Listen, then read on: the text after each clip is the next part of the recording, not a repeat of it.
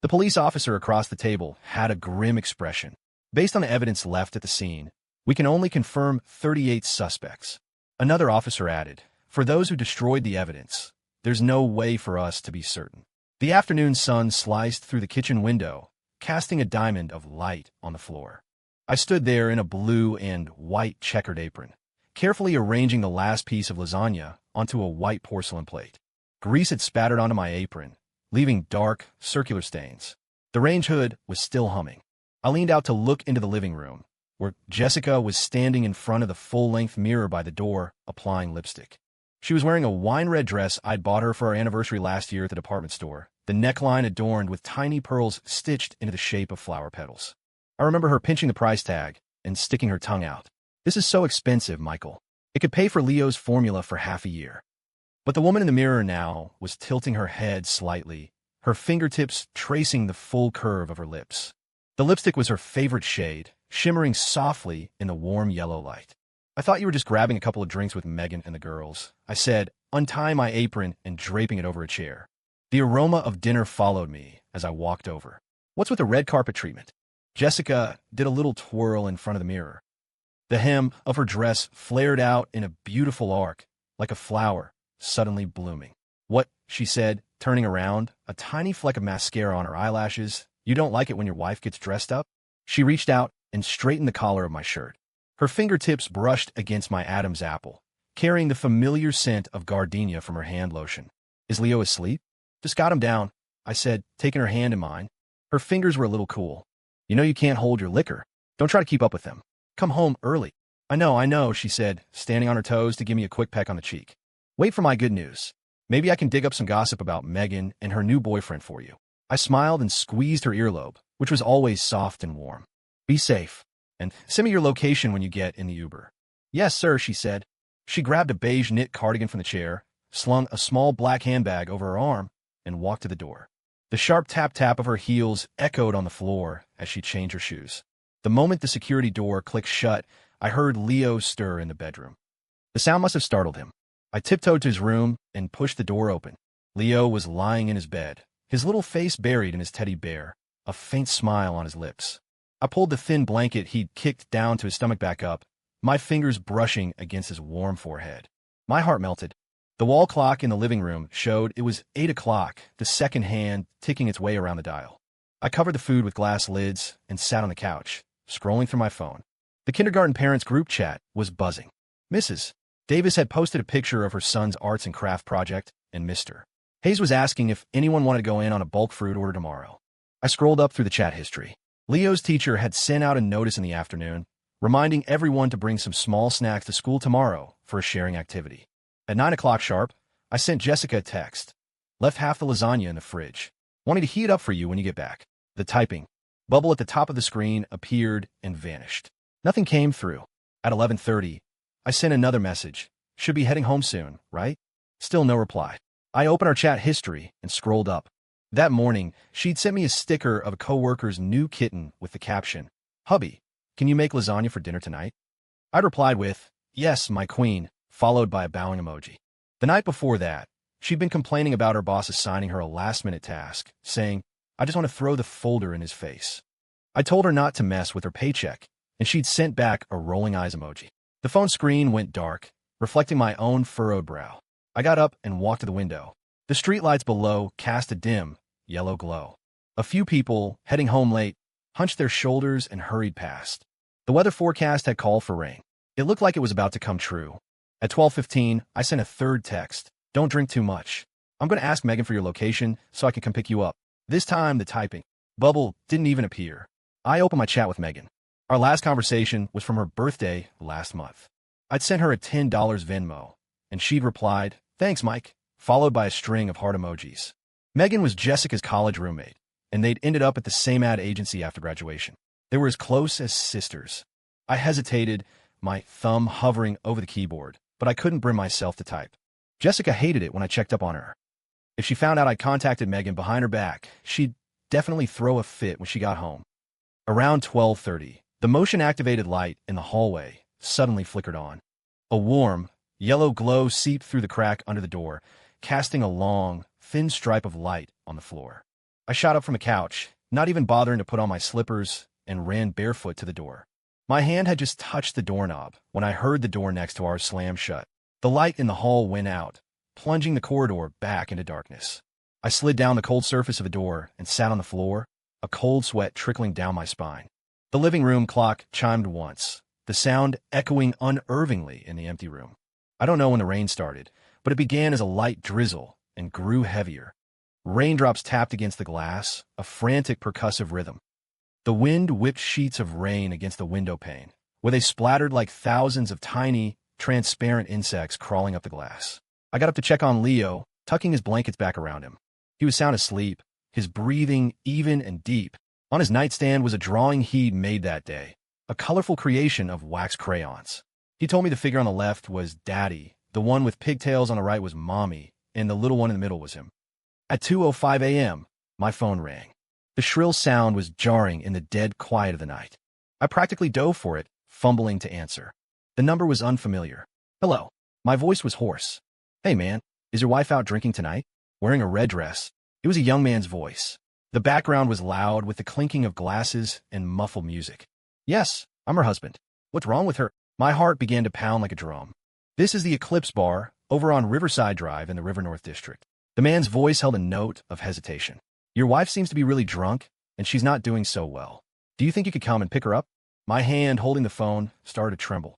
What's wrong with her? What happened? I'm not really sure, man. The cleaning lady just found her by the men's restroom. His voice trailed off. You should probably just get over here. The address is 187 Riverside Drive, right across from the old Naval Pier. The moment the call ended, I bolted into the bedroom, grabbed a jacket, and ran out the door. I slammed into the coffee table on my way through the living room, sending a glass crashing to the floor. I didn't stop to clean it up. I just pulled the front door shut behind me. The motion-activated lights in the stairwell flickered on as I clattered down the stairs, lighting up and then going dark one floor after another. The rain was coming down hard now. Fat drops hammered against the sidewalk. I stood on the curb trying to hail a cab, the cold rain seeping through my pants and into my shoes, clinging to my skin. After about 5 minutes, a taxi with its light on finally pulled over. I wrenched the door open and slid into the back seat, bringing a gust of cold air with me. The Eclipse Bar, River North District on Riverside. And please hurry. My teeth were chattering uncontrollably. The driver, a middle-aged man, glanced at me in the rearview mirror. Going out for a drink in a storm like this? My wife. Something happened to her there. I pulled out my phone to look up the route, but the screen was covered in condensation. I wiped at it, but it was no use. The driver didn't say anything else, but I felt the car speed up. He took a sharp turn, sending a spray of water arcing over the guardrail. The windshield wipers swished back and forth, a monotonous, hypnotic sound. I stared out the window at the blurred city lights flying past. My mind was a chaotic mess. One moment, I saw Jessica twirling in her red dress. The next, I saw the kitten sticker she sent me that morning, and then the bartender's words. By the men's restroom. Can you go any faster? I pleaded. This is as fast as I can go, buddy. Roads are slick. Safety first, the driver said, but he pressed the accelerator and the engine gave a low growl. Eclipse, right? That place gets pretty wild at night. Lots of young people. I didn't answer. I tried calling Jessica again, but the call went straight to a recorded message. The number you have dialed is not available at this time. Please try again later. I tried again. Same message. I sent a text to Megan. Nothing. As the taxi crossed the old bridge, I saw the river below was swollen and muddy, dark waves churning with white foam, crashing against the pylons. Last summer, I brought Jessica and Leo here to go boating. She'd worn a white sundress and stood at the bow of the boat with her arms outstretched, saying she felt like Rose from Titanic. Leo had clapped his hands and shouted, "Mommy's flying." Here we are, the driver said, pulling over. He pointed to a building with a flashing neon sign. That's Eclipse. I looked up. The word Eclipse on the sign glowed in a pulsing, garish pink. Young men and women stood outside the entrance, talking and laughing. The sound of their laughter, carried on the rain-swept wind, was grating. I paid the driver, pushed the door open, and ran into the downpour. My jacket was soaked in seconds, clinging heavily to my back. A bouncer at the door stopped me. ID, please. I'm here to pick someone up. My wife, Jessica. She's inside, I said, my voice ragged from running. The bouncer gave me a once-over, probably sensing my desperation, and stepped aside. Yeah, there was a lady in a red dress by the men's room. Go ask the bartender. I pushed open the heavy wooden door of the bar, and the deafening music instantly enveloped me. Multicolored spotlights spun across the ceiling, dazzling and disorienting. The air was thick with the smell of alcohol, perfume, and smoke. The stench made me cough. The dance floor was a writhing mass of bodies, men and women pressed close, swaying to the beat. Clutching my wet jacket, I pushed my way against the flow of the crowd toward the bar. A bartender in a black vest was shaking a cocktail shaker, the clear liquid arcing inside the glass. "Excuse me," I yelled over the music, rapping my knuckles on the bar. "I'm here for Jessica. One of your colleagues called me." The bartender stopped shaking and looked up at me. "Jessica? The one in the red dress?" "Yes, the red dress." My heart leaped into my throat. "Follow me," he said, putting the shaker down and taking off his apron. "Cleaning lady found her. She's over there." He led me through the crowded dance floor. The thumping bass pounded against my temples. As we passed the booths, I saw a group of stylish young people playing a drinking game, their table littered with empty bottles. Two girls were slumped over the table, their hair hiding their faces, either passed out or asleep. The bartender stopped in front of a door with a sign that read "Men." "She's in there. Go on." The security guard standing by the door gave me a look I couldn't decipher. The floor by the restroom entrance was wet, the air smelling of disinfectant and stale beer. I took a deep breath and pushed open the partially ajar door. It was quieter inside, the only sound the steady drip of a leaky faucet echoing in the tiled space. And then I saw her. Jessica. She was lying on the cold, tiled floor. The wine-red dress was rumpled and twisted around her body. The hem was torn. Her exposed legs were covered in dark, ugly bruises. Her hair was wet and matted to her cheeks. A white foam clung to the corner of her mouth, evidence that she had thrown up. One of her high heels lay a few feet away, its heel snapped in two. The other was still hanging crookedly from her foot. The restroom floor was littered with pale, viscous stains, and everywhere, use condoms. "Jessica." I scrambled to her side, my fingers trembling as I reached for her face to check if she was breathing. A faint, shallow puff of air, thick with the smell of alcohol, brushed against my fingertips. I gently lifted her head and rested it in my lap. Her eyes were closed, her long lashes wet with tears. Her face was ashen. I touched her cheek. It was ice cold, and my heart plummeted. As I cradled her, I was hit by a strong, coppery smell mixed with the stench of liquor. The smell was coming from the white foam, oozing from her mouth. "Jessica, wake up. Look at me," I pleaded, shaking her shoulder gently. She let out a faint moan, her brow furrowed in pain as if trapped in a nightmare. It was then that I saw the red, angry marks on her wrists, as if she'd been held down with brutal force. The red dress was in shreds. Her underwear had been torn away. The neckline of her dress was ripped open, exposing her collarbone, which was marred with dark, purplish marks. Looking closer, I saw that Jessica's body was covered in those same pale stains. A wave of nausea washed over me, and a hot surge of blood rushed to my head. "Who did this?" I roared, my voice echoing in the empty restroom, filled with a terror and rage I hadn't known I possessed. The bartender must have heard me shout. He poked his head in. "What's wrong? Call the cops," I yelled, cradling Jessica, my voice raw with fury. "Call them out." The bartender, startled by my outburst, fumbled for his phone, his hands shaking as he dialed. I took off my jacket and draped it over Jessica, trying to cover her. I tried to lift her, but her body was limp, boneless. The slightest movement made her cry out in pain. "Jessica, don't be afraid. I'm here," I whispered, using my sleeve to wipe the filth from her face. As my fingers brushed her lips, she began to tremble violently, as if from a profound shock. "Don't touch me." Her voice was a barely audible whimper, thick with tears. "Go away. Don't touch me." My own tears started to fall, hot and fast, splashing on her pale face. I couldn't understand how the vibrant woman who had been putting on lipstick in front of the mirror just hours ago could have become this broken person on a filthy restroom floor. The sound of sirens grew closer, finally stopping outside the bar. About 10 minutes later, 2 uniformed police officers walked in, followed by the bartender and a middle-aged man who looked like the manager. "Are you the one who called?" One of the officers, a man with glasses, asked as he knelt beside me, taking out a notepad. "This is my wife, Jessica," I said, my voice still trembling as I pointed to her. "I got a call from the bar, saying she was drunk. I came here and found her like this, in the men's restroom." The other, younger officer started taking pictures with his phone. The flash illuminated the small space, making the tear tracks on Jessica's face glisten. A forensics officer began to collect the used condoms from the floor, using cotton swabs to gather samples of the scattered whitish stains. Is she conscious? The officer with glasses asked.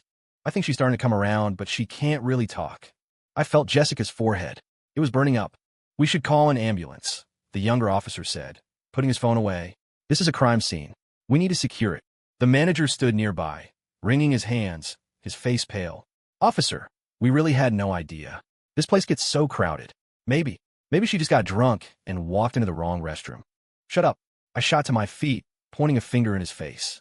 She's like this, and you're telling me you had no idea?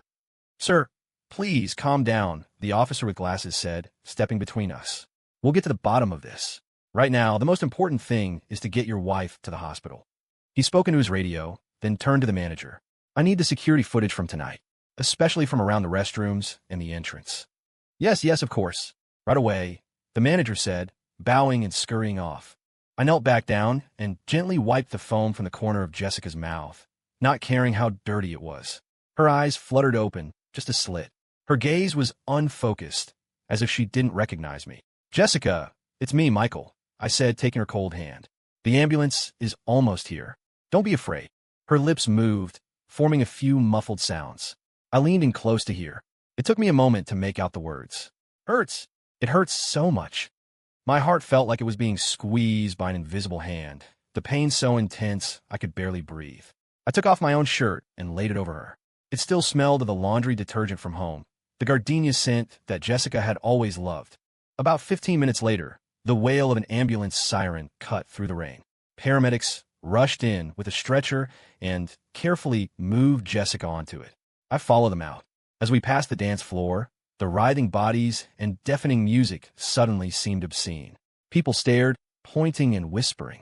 I shot them a glare, and they looked away. As they loaded her into the ambulance, Jessica's hand shot out and grabbed the hem of my jacket, her knuckles white from the force of her grip. Don't leave, she rasped, her voice like sandpaper. I'm not leaving. I'm coming with you to the hospital, I said, leaning down to her ear. It's okay. I'm here. The ambulance doors closed, shutting out the noise of the bar. A nurse was taking Jessica's blood pressure, the machine beeping rhythmically. I sat on the plastic bench beside her, looking at her pale face as the tears I'd been holding back finally streamed down my cheeks. Outside, the rain continued to fall. The city's neon lights blurred into a watercolor painting through the rain-streaked window. I remembered that morning, before she left, how she'd stood on her toes to give me a hug and said, "Be home early." Her hair had smelled like shampoo. The hospital emergency room had that familiar, acrid smell of antiseptic and blood. After they took Jessica into a treatment room, I sat on a plastic chair in the hallway, staring at the red light above the door, feeling completely hollow. The corridor was quiet except for the squeak of a nurse's cart rolling by. I pulled out my phone to call home, then remembered that in my rush, I hadn't made any arrangements for Leo. I quickly called Mrs. Gable, a retired teacher who lived in the next building and often helped us watch him. Mrs. Gable, I'm so sorry to bother you this late. My voice was still shaking. Michael, what's wrong? Her voice was thick with sleep. I have an emergency. I'm at the hospital. Leo is home alone. Could you possibly? Don't you worry. I'll go over right now. She said, cutting me off. That boy's a deep sleeper. He's probably fine. You take care of things at the hospital. I've got him. After hanging up, I felt a wave of relief, but then the events at the bar came flooding back. I found a number for the officer who had been at the scene and called him. The one with the glasses answered. He said they were still at the bar investigating and told me to stay at the hospital with Jessica. He promised to call if they found anything. I leaned against the wall and closed my eyes, trying to calm down, but the image of Jessica on the restroom floor was burned into my mind. That wine-red dress. Just yesterday, she had held it up in front of the closet and asked me, "Does this look good for tomorrow?" I had told her it looks great. My wife looks good in anything. Now that dress was nothing but torn scraps of fabric. The door to the treatment room opened, and a doctor in a white coat came out, taking off his mask and rubbing the bridge of his nose. "Are you the patient's family?" "I'm her husband," I said, jumping to my feet. "The patient has severe alcohol poisoning, and we had to clear some vomit from her airway," the doctor said calmly. "She has multiple soft tissue contusions and a minor fracture in her right tibia that will require a cast. Also," he paused, his expression turning serious, "we detected sedatives in her system, and there are significant vaginal and perineal lacerations. We suspect she was sexually assaulted." That last sentence was an icy spike driven straight through my heart. I stumbled back, my hand finding the wall to keep me from falling. We've taken samples for the lab. We'll have the results tomorrow, the doctor said, placing a hand on my shoulder. You need to be prepared. The patient is in a very unstable emotional state. She may have an extreme reaction when she wakes up. You'll need to be there to calm her. After the doctor left, I collapsed back into the chair, feeling as if all the strength had been drained from my body. The fluorescent lights of the hallway cast a pale, sterile glow on the floor, like a frozen lake. I reached for a cigarette before remembering I was in a hospital. I fumbled in my pockets, but I didn't have a lighter anyway. Around 5 in the morning, they wheeled Jessica out of the ER and moved her to a room upstairs. She was still asleep, but her brow was knitted in a permanent frown, as if she were trapped in a nightmare. A nurse hooked up in 4, and the clear fluid dripped slowly down the tube, making a soft, rhythmic sound. I sat in the chair by her bed, holding her free hand. It was so cold. I tried to warm it with my own. On the nightstand were her personal belongings. Her phone screen was shattered. Her small black handbag was open, its contents, a tube of lipstick, some tissues, spilled out. I picked up her phone, hoping to find a clue, anything. It was password protected. I tried her birthday. No luck. Our anniversary. Nothing. Finally, I tried Leo's birthday. The screen lit up. There were several unread messages from Megan. At 10, she'd sent, "Jess, where are you? I'm leaving with this cute guy Alex I met tonight. At 11:30. Are you home? Text me when you see this." Then, a voice message sent after midnight. I played it. The background was loud, and Megan's voice was slurred. "Jess, don't scare me. Did something happen?" I scrolled through their earlier messages. Around 7, Megan had sent a picture of the bar, saying, "Great vibe here. Hurry up." Jessica had replied with a "be right there" emoji. At 8:30, Jessica had texted, "You liar, Megan. You said just a couple of drinks," followed by an angry face emoji. Megan had sent back a pleading emoji with the caption, "Just one more." I exited the messaging app and checked her call log. The last call was to Megan at 9:05 p.m., lasting only a few seconds. Before that, she had called me at 8:30 to ask if Leo was asleep. The phone screen went dark, reflecting my own bloodshot eyes. I put the phone back in her bag and looked at her on the bed. Her eyelashes were so long, fluttering even in her sleep like the wings of a frightened butterfly. I don't know how much time passed before I heard footsteps in the hallway. I looked up to see the 2 police officers from bar. "Mr. Thompson, sorry to disturb you," the officer with glasses said, holding a folder. "We've reviewed the security footage from the bar and have a few questions for you." I stood up. "Did you find something?" "The footage shows Ms. Miller entering the bar with a friend at approximately 7:50 p.m. The officer opened the folder and showed me a few printed stills from the video. "Is this a friend?" In the picture, Jessica and Megan were walking into the bar arm in arm. Megan was wearing a yellow tank top and carrying a small purse. Jessica was smiling, her cheeks flushed. She looked happy. "Yes, that's her friend, Megan." They were at a booth for about an hour and a half and had several drinks. The officer showed me another still. Around 9:30, this man, who was drinking with them, left with Megan. You can see she was having trouble walking. In the image, Megan was being held up by a tall man, stumbling toward the exit. Jessica was still at the booth, slumped over the table, apparently asleep. After Megan left, Ms. Miller was alone at the booth for about 20 minutes. The officer's expression grew grim. Then, the camera shows 3 men approaching her table. We can't hear what they said, but one of them helps her to her feet, and the 3 of them walk with her toward the restrooms. My blood ran cold. And then, the camera angle by the restroom isn't great. We can only see them go into the men's room. About 20 minutes later, the 3 men came out. They looked like they were in a hurry. The officer paused. After that, over the next couple of hours, about 60 other men went in and out of that restroom. Many of them stayed for varying lengths of time. At one point, there was even a line outside the door. This continued until the cleaning lady found Ms. Miller, and the bar called you. Those 3 men. Who are they? Can you see their faces? I grabbed the officer's arm, my nails digging into the fabric of his uniform. The bar's cameras are low resolution, and the lighting is poor. We can only make out their general builds, he said, taking out a pen. We've taken the footage back to the precinct for enhancement. We're hoping we can get a positive ID. We also contacted Megan. She said she was very drunk and just assumed Jessica would get an Uber home. Isn't there a camera in the men's room? I pressed. No. Legally, we can't install cameras in restrooms or changing rooms, the officer said, closing his folder. We'll identify those 3 men as quickly as possible. If you remember anything else, please contact us immediately. Also, all the used condoms and fluids we collected are being processed by the crime lab. After they left, I sat by the bed, the officer's words playing over and over in my head. 3 men. The men's room. 20 minutes. 60 other men. A line. The words were like venomous snakes coiling in my mind, making my whole body feel cold. Just before dawn, Jessica woke up. She opened her eyes and looked around the room, bewildered. When her gaze fell on me, she recoiled as if she'd been struck, scrambling to pull the blanket over herself. "Don't touch me," she shrieked, her voice raw and laced with terror. "Get away." "Jessica, it's me, Michael," I said, standing up and backing away. "It's okay. You're in the hospital." Her eyes were bloodshot, and she stared at me as if I were a stranger. After a long moment, the fear in her eyes slowly gave way to anguish. Tears began to stream down her face, fat, silent drops that soaked into the blanket. "Michael." She choked out my name, her voice filled with despair. They. I moved toward her, wanting to take her hand, but she flinched away. "Don't touch me. I'm dirty." She curled into a ball at the corner of the bed, hugging her knees, her body shaking uncontrollably. "I'm so dirty." "You're not dirty. You're not," I said, my own tears falling now. "They're the monsters. It's their fault. I can't wash it off." She sobbed, suddenly clawing at her clothes. "No matter how much I wash, I can't get it off." A nurse heard the commotion and ran in. Seeing the state Jessica was in, she rushed over to try and calm her. Jessica thrashed like a wild animal, ripping the 4-needle from the back of her hand. A bead of blood welled up and dripped onto the white sheets. "Hold her down," the nurse yelled at me. I rushed forward and wrapped my arms around Jessica.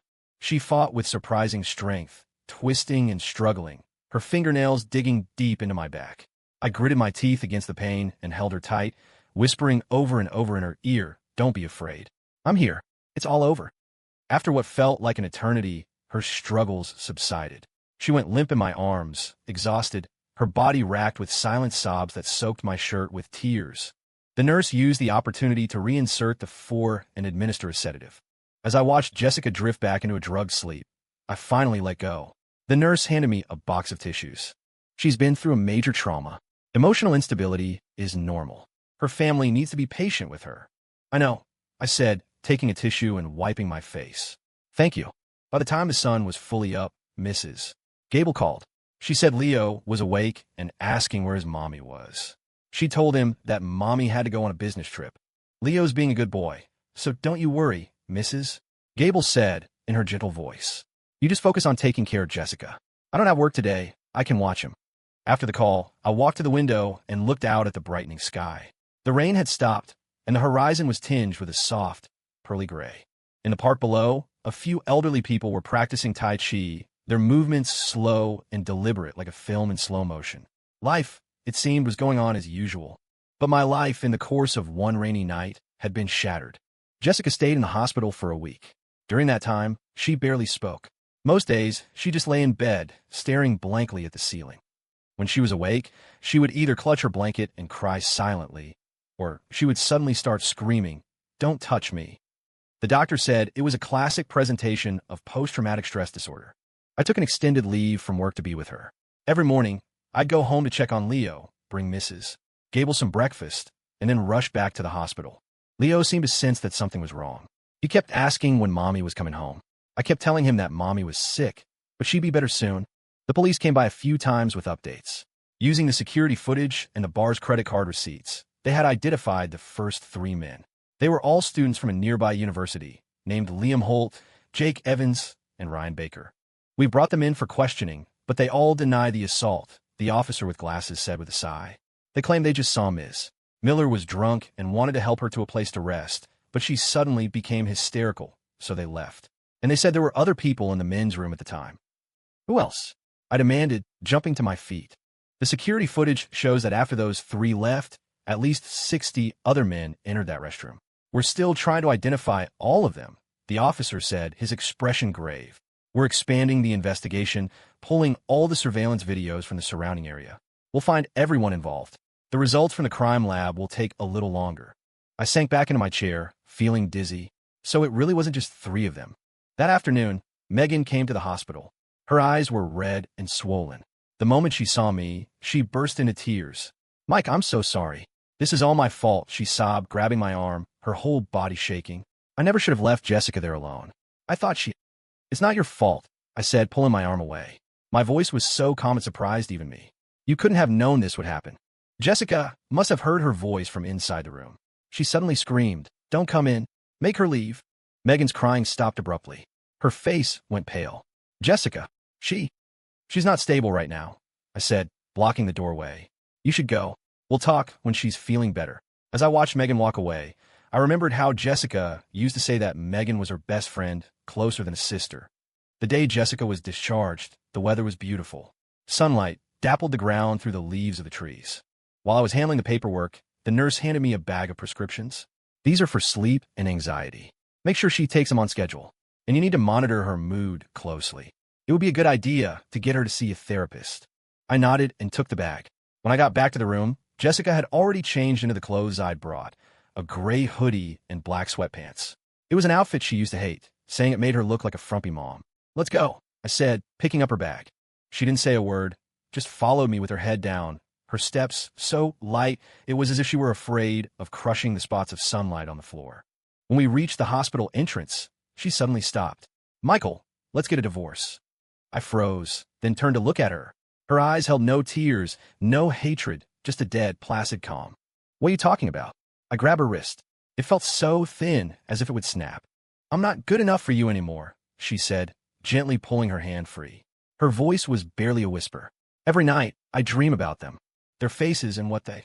It just plays over and over again in my head. When I look at you, I just think about what happened and It wasn't your fault." I cut her off, pulling her into a fierce hug. "I don't care about any of that, Jessica. I really don't." She just shook her head against my chest, her body trembling like a leaf in an autumn wind. The taxi ride home was silent, except for the soft static of the radio. Jessica leaned her head against the window, staring blankly at the passing scenery. The flower shop at the entrance to our complex was open. The owner was arranging flowers out front and smiled when she saw us. "Jessica, good to see you're out of the hospital." Jessica ignored her and hurried past, her head bowed. The owner's smile froze on her face as she looked at me, confused. I managed a weak, awkward smile and hurried after my wife. The moment I opened our front door, Leo came running out of the living room, his arms outstretched for a hug. "Mommy, you're home." But Jessica flinched back as if she'd been burned. Leo's arms fell to his sides. He stood there, stunned, his eyes welling with tears. "Mommy," he whimpered, looking at her with confusion and hurt. My heart felt like it had been pierced by a needle. I quickly scooped him up. "Mommy's sick, sweetie. She's not all better yet, so she can't pick you up." Jessica stood there with her head down, her shoulders trembling slightly. She said nothing. That night, Jessica locked herself in the guest room. I knocked several times, but she wouldn't open the door. Leo tossed and turned in his bed, unable to sleep. "Does Mommy not like me anymore?" he asked. "No, sweetie. Mommy's just sick," I said, stroking his hair, my voice hoarse. "When she gets better, she'll play with you just like she used to." Late into the night, I lay in bed, listening to the muffled sounds of her crying from the guest room. I didn't sleep at all. From that day on, Jessica grew more and more withdrawn. She stopped wearing makeup, stopped wearing dresses. She wrapped herself in oversized hoodies and cut her hair short, like a boy's. We slept in separate rooms. Her door was always locked. At night, I would often hear her pacing back and forth, or the sound of a sudden, choked scream. The atmosphere in our home grew cold and heavy. At dinner, she used to be the one who filled the silence, chattering about funny things that happened at work, sales at the grocery store, or a new song Leo had learned at preschool. Now, the only sound at the table was the clinking of silverware. Leo became quiet, too. He would finish his food and go straight to his room to play with his toys. One night, Leo woke up crying for his mom. I knocked on Jessica's door and found her sitting on the edge of her bed, staring blankly at the wall. Leo ran to her and hugged her legs.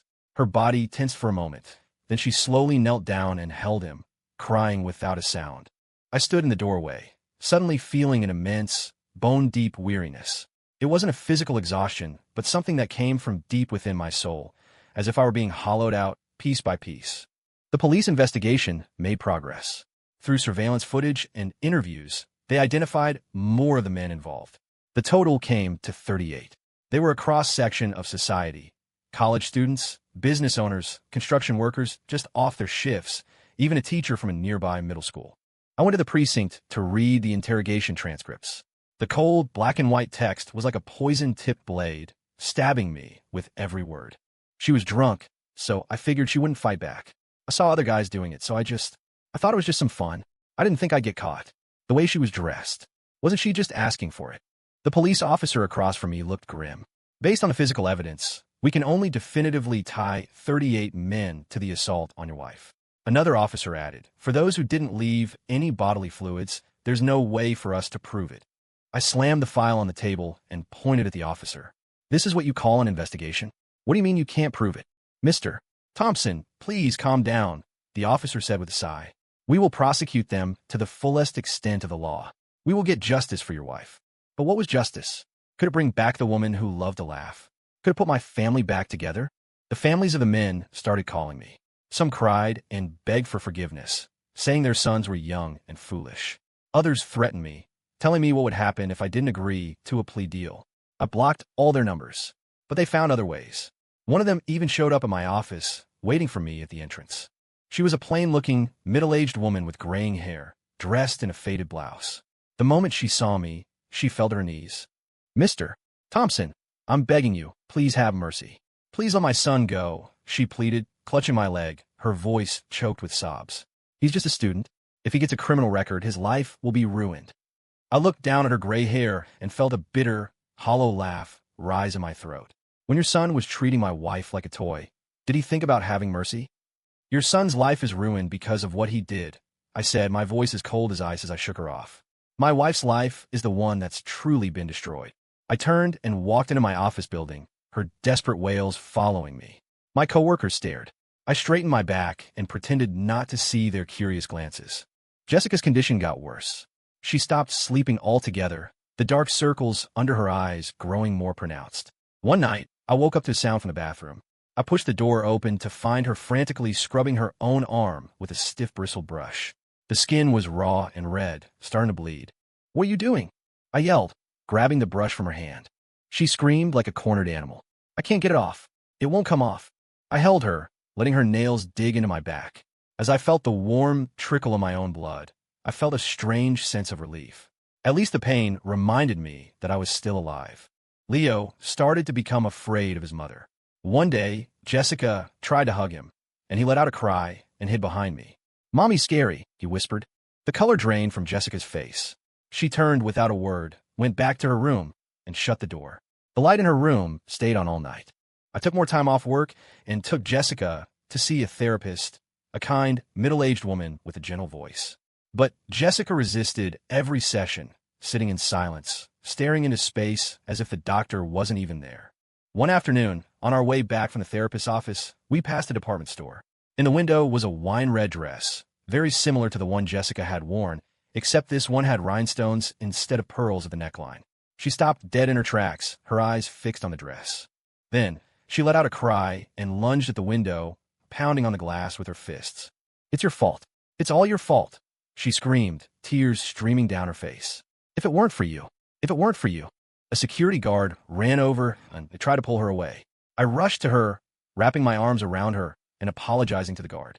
A crowd was gathering, pointing and whispering. Their stares felt like needles. I'm sorry. I'm so sorry my wife is sick.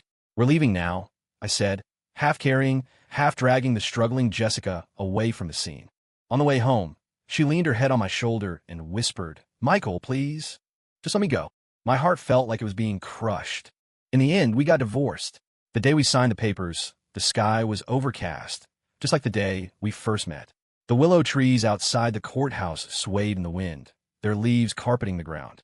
She didn't ask for the house or any money. She just took a few of her clothes and our wedding album.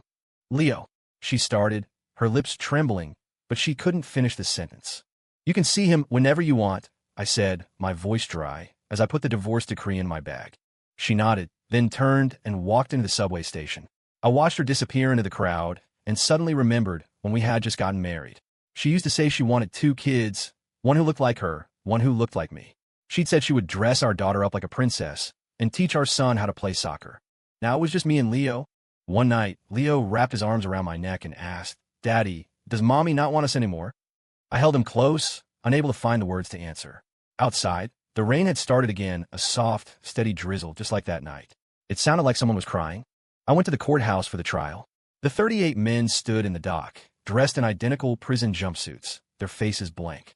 Their lawyers argued passionately, saying their clients had made a one-time mistake, that Jessica was also at fault for drinking so much, for dressing the way she did, for going to a bar like that. I looked at their faces and felt a surge of bitter irony. They had destroyed a family, and not a single one of them could offer a sincere apology. In the end, most of them were sentenced to 3 to 5 years. When I heard the verdicts, I felt nothing. Not anger, not satisfaction. It was like a long, miserable rain had finally stopped, but the puddles it left behind would take forever to dry. After Jessica left, I found the red dress, washed and ironed it, and placed it at the bottom of the wardrobe. One day, Leo found it while rummaging through the closet. "What's this?" he asked. "It's Mommy's dress," I told him. "When is Mommy coming home to wear it?" he asked, his big eyes full of hope. I stroked his hair and said nothing. One day, I was cleaning and came across our wedding album. The last page was a photo of the two of us. Jessica, radiant in her wedding gown, was smiling, her head resting on my shoulder. The sunlight that day had been so perfect, turning her hair to gold. I closed the album and put it in the back of a drawer. Then I went to the window and watched the people coming and going on the street below. Life seemed to have returned to normal. But some things, once broken, can never be put back together again. Like a mirror. Even if you glue the pieces back together, the cracks are always there, and at some unexpected moment, they remind you of what happened. Leo ran over to me and pointed at the sky. "Daddy, look, the moon is so round." I looked up. A full moon hung in the night sky, so bright it was almost dazzling. Yes, the moon was whole again, but my family was gone. My phone rang. It was an unknown number. I hesitated, then answered. "Michael, it's me." It was Jessica's voice, a little strange, a little familiar, and raspy. "Yeah," I said, my knuckles turning white as I gripped the phone. Can I come see Leo tomorrow?" "Yes." After I hung up, I looked at the moon again, and my eyes began to sting. Maybe some things, after they break, can be pieced back together in a new way. It would never be the same as it was, but at least you could see a shadow of what used to be. I looked down at Leo and smiled. "Mommy's coming to see you tomorrow." Leo's eyes lit up, and a huge grin spread across his face as he nodded enthusiastically. Maybe this is just life. No matter what happens, the days keep moving forward. But the hole in your heart, that probably never gets filled. It's like a nail hole in the wall. You can pull the nail out, but the hole is always there. And on a quiet night, it's there to remind you of how much it once hurt. And that pain, like the rings of a tree, becomes a part of you, layer upon layer, forever.